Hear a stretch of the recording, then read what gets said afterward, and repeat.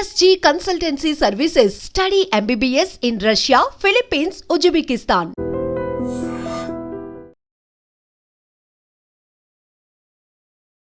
Hi guys, welcome to I dream. నేను మీ చాణక్య. మరి మన ఇండియాలో చాలా రోజుల తర్వాత, ఇన్ఫ్యాక్ట్ చెప్పాలంటే చాలా సంవత్సరాల తర్వాత కూడా మన హైదరాబాద్ వేదికగా మిస్ వరల్డ్ పోటీలు అనేది కూడా జరుగుతూ ఉన్నాయి. కానీ ఇందులో మరి హైదరాబాద్ చుట్టుపక్కలైనా కానీ తెలంగాణ ఒక అందాలని చూస్తూ ఎంతోమంది సుందరంగులు, మెయిన్గా అయితే అందగత్తెలు బాగా ఎంటర్టైన్ అవుతూ ఉన్నారు. కానీ అందులో ఒక చిన్న పొరపాటు అనుకోవచ్చో, లేకపోతే ఒక మార్క్ లాంటిది అనుకోవచ్చో, miss England మిలా Maggi.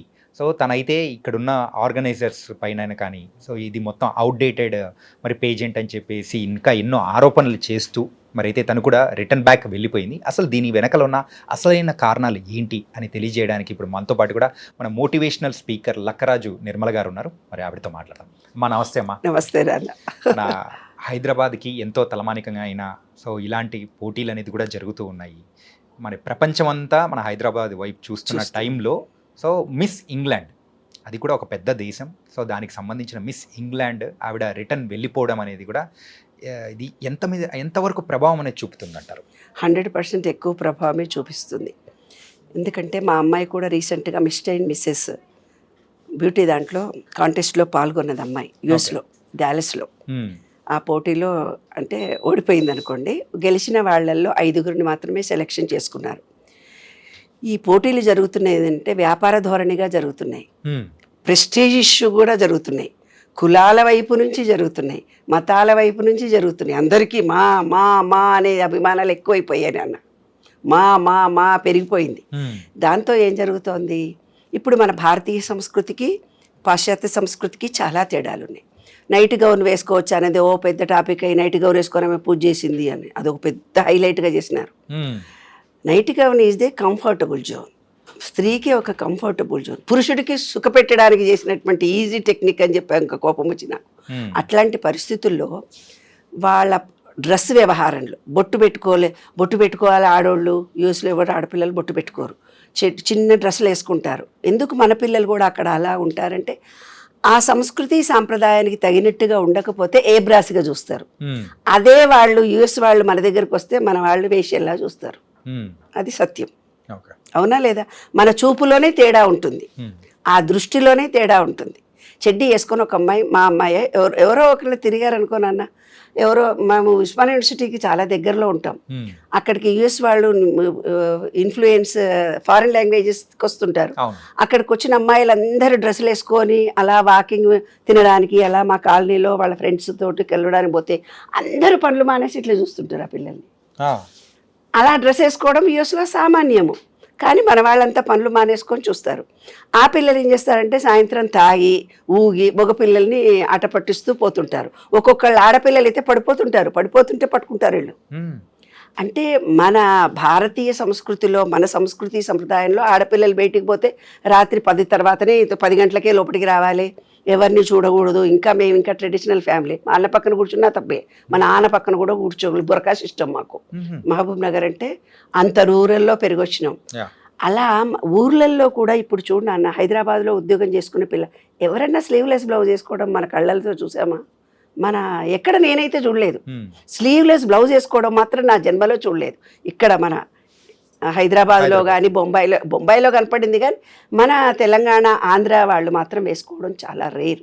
Sleeveless blouse వేసుకోరు. ఎందుకు? ఒక ఏబ్రాసితనంతో చూస్తారు, ఒక తక్కువతనంతో చూస్తారు. ఒక మోడర్న్ డ్రెస్ వేసుకుంటే ఎలా చూస్తారు అనేది హైటెక్ సిటీలో కొంచెం చూస్తున్నాం సాయంత్రం వీకెండ్ పార్టీలకు. కానీ మామూలుగా హైదరాబాద్ మొత్తంలో ఎక్కడన్నా తిరిగితే మాత్రం చాలా ట్రెడిషనల్గానే ఉంటారు నాన్న. పిల్లలు కలివిడిగా ఉంటున్నారు, అందరు మగపిల్లలతో కలిసిపోతున్నారు. కానీ డ్రెస్ విషయంలో కానీ, వేషధారణ విషయంలో కానీ, భాష మాట్లాడే పద్ధతిలో కానీ మన వాళ్ళు వాళ్ళని చులకనగానే చూస్తారు.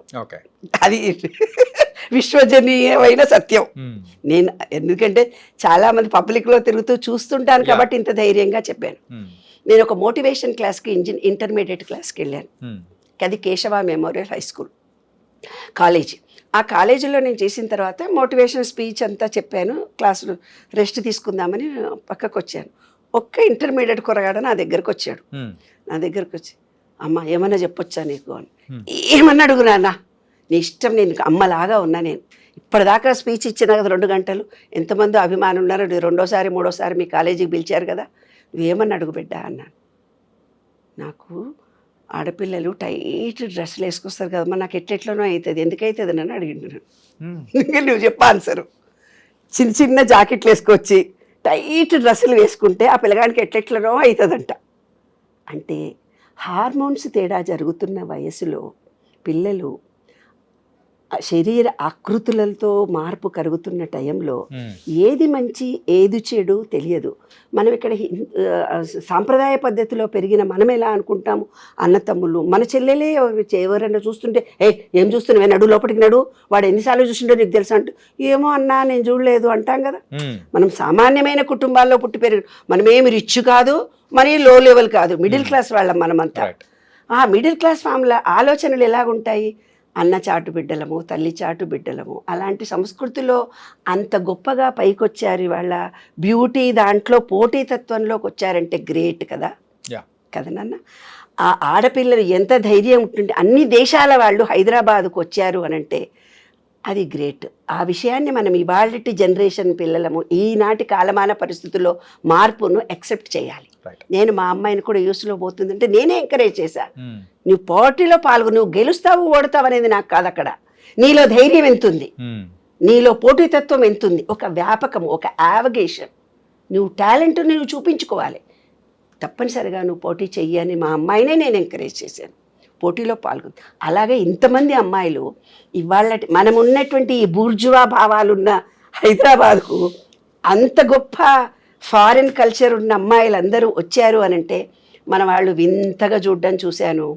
ఏదో భావన ఉన్న వాళ్ళు వాళ్ళ పక్కన కూర్చొని ఆ చూపులతో, కుళ్ళు చూపులు, కళ్ళ చూపులు, ఆ చూపులతో ఆ అమ్మాయిలను వేధించడము చూశాను. కాబట్టి ఇక్కడ ఉండే వాళ్ళ ఆలోచన విధానాన్ని ఆ అమ్మాయి వ్యతిరేకించింది. ఆ భావాలను తను తట్టుకోలేకపోయింది. భావాన్ని వాళ్ళు ఎక్స్ప్రెస్ చేసి ఉండొచ్చు, చేయకపోవచ్చు, అది వేరే విషయం నాన్న. ఆ అమ్మాయిని నిజంగా అలాంటి క్యారెక్టరు అని ఉండకపోవచ్చు. చెయ్యి తగలడం కానీ, కాలు తగిలించడం కానీ, ఇలా అనడం కానీ, నేనైనా అమ్మాయిలు కనపడితే హాయ్ అంటాను, అబ్బాయిలు కనపడ్డా హాయ్ అంటాను, అది ఒక మదర్లా అంటాను.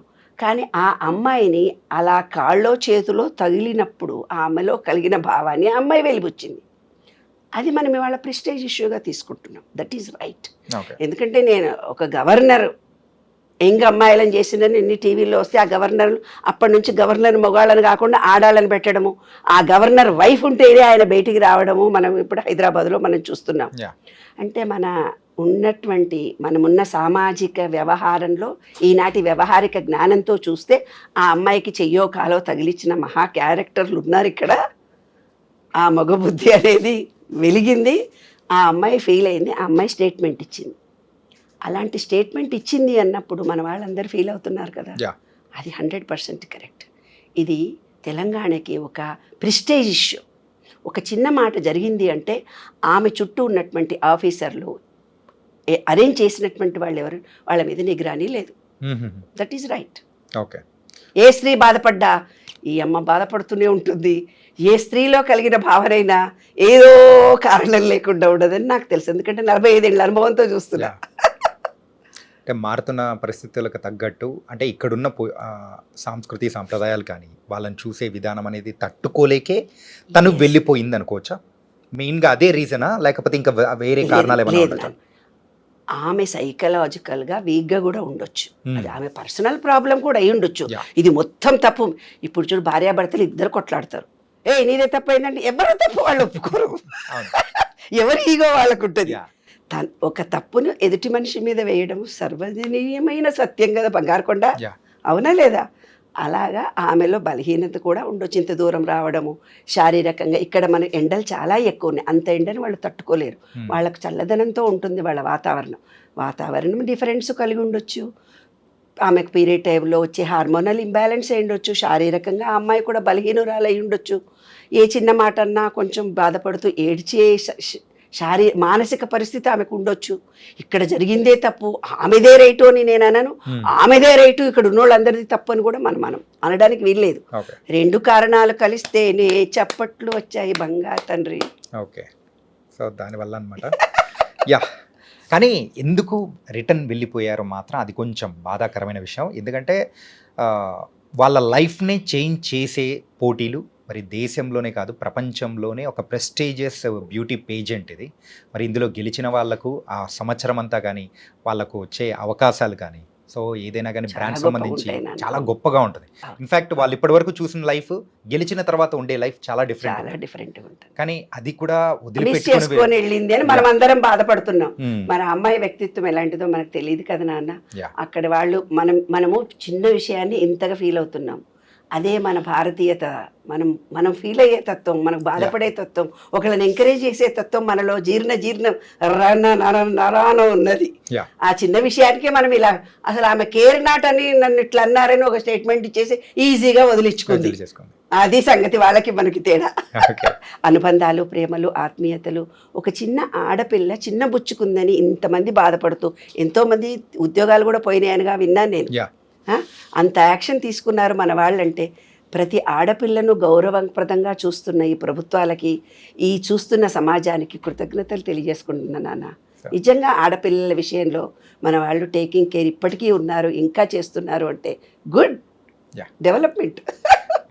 మెయిన్గా దీని గురించి ప్రజల్లో ఉన్న డిఫరెంట్ ఒపీనియన్స్, ఆ ఒపీనియన్స్కి మీరు చెప్పిన సమాధానం రెండు వైపులా చెప్పారు. దానికి తగ్గట్టు అంటే కన్విన్స్ అయ్యే విధంగా ఇలా జరిగిండొచ్చు అని కూడా చెప్పారు. So thank you so much మా. థ్యాంక్ యూ నాన్న. నిజంగా ప్రస్తుతం ఉన్నటువంటి సమాజం దేనికి ప్రయారిటీ ఇస్తుంది?